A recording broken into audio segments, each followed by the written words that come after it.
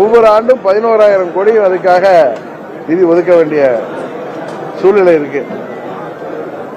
அவ்வளவு நிதியை எப்படி நிதி மேலாண்மை செய்ய போகிறார்கள் என்பது இந்த ஆட்சியாளர்கள் தொடர்ந்தாலும் சரி, புதிய ஆட்சியாளர்கள் வந்தாலும் அது எப்படி முடியும் என்பது பற்றி எனக்கு தெரியவில்லை.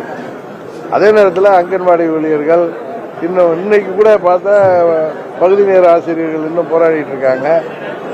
இதெல்லாம் இந்த ஆட்சியாளர்கள் சரியாக செயல்படவில்லை என்றால் உறுதியாக இது அவர்களுக்கு எதிராக தமிழ்நாட்டு மக்கள் தீர்ப்பளிப்பார்கள் என்பதை தான் இது காட்டுகிறது.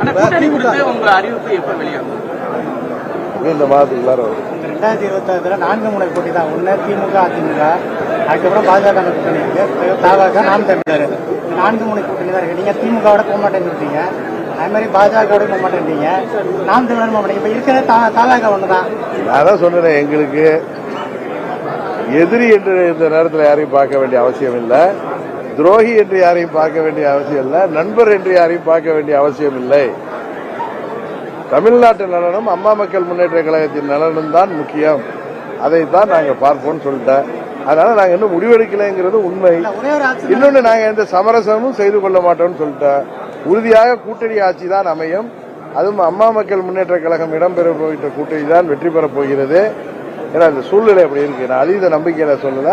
அதுல உறுதியாக அம்மா மக்கள் முன்னேற்ற கழகம் ஆட்சி அதிகாரத்தில் பங்கு பெறும். புதிய பென்ஷன் திட்டம் இந்த தேர்தலில் தாக்கத்தை ஏற்படுத்தும். உங்களுக்கு தெரியும், தேர்தல் வாக்குறுதி இது கிட்டத்தட்ட 5 ஆண்டு முடிய போறப்ப நிறைவேற்றிருக்காங்க. இன்னும் சொல்ல போனா எப்படியோ அவர்கள் ஜாக்டோஜியெல்லாம் ஒரு மகிழ்ச்சியா இருக்காங்க. அதே நேரத்தில் இதை எப்படி இவர் நிறைவேற்ற போகிறார்கள்? ஏன்னா கடுமையான நிதி நெருக்கடி இருக்கு. இன்னும் சொல்ல போனா இந்த பென்ஷன் திட்டத்திற்கு உடனடியாக 13,000 கோடி தமிழ்நாடு அரசாங்கம் ஒதுக்க வேண்டியிருக்கு. தொடர்ந்து 11,000 கோடி ஒவ்வொரு ஆண்டும் ஒதுக்க வேண்டியிருக்கு. இதை எப்படி சமாளிக்க போகிறார்கள் என்பது தெரியவில்லை. எதிர்கட்சியா இருக்கும்போது 5,000 ரூபாய் கொடுக்கணும் பொங்கலுக்கு அப்படின்னாரு. 3,000 ரூபாய் வச்சிருக்காங்க.